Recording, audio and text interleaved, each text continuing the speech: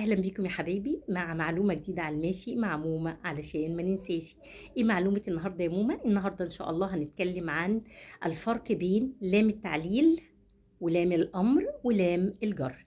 لام التعليل تأتي لبيان سبب حدوث الفعل، فهي تأتي بين الحدث وسببه، يأتي معاها علامة ترقيم مهمة اللي هي الفاصلة المنقوطة. يأتي بعدها فعل مضارع منصوب، وهي من علامات نصب الفعل المضارع. يعني وتجيب على سؤال بلماذا. يعني لما أسألك لماذا تذهب إلى المدرسة، هتجاوب هتقول لي أذهب إلى المدرسة فصلا منقوطة لأتعلم. تمام.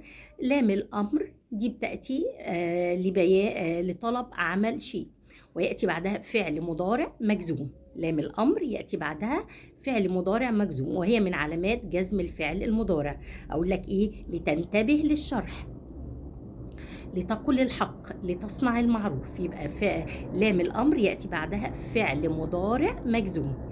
نيجي لام الجر، ودي أسهلهم لأن بيأتي بعدها إيه؟ اسم، لأن لام الجر من حروف الجر اللي هما كام؟ 8، 5 منفصلين و3 متصلين.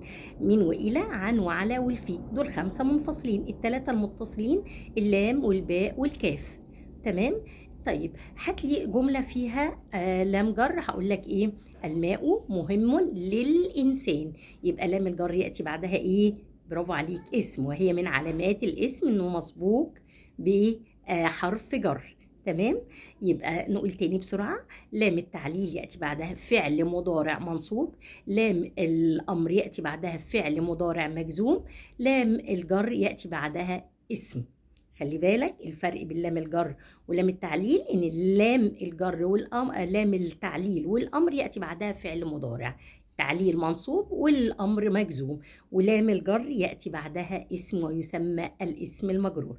لو عجبتك المعلومه اكتب لي، وما تنساش تكتب لي في التعليقات، لو فهمت المعلومه، والاشتراك وتفعيل الجرس، واتفرج على الفيديو انت واصحابك عشان المعلومه تعم. واشوفكم الفيديو اللي جاي ان شاء الله. السلام عليكم ورحمه الله وبركاته.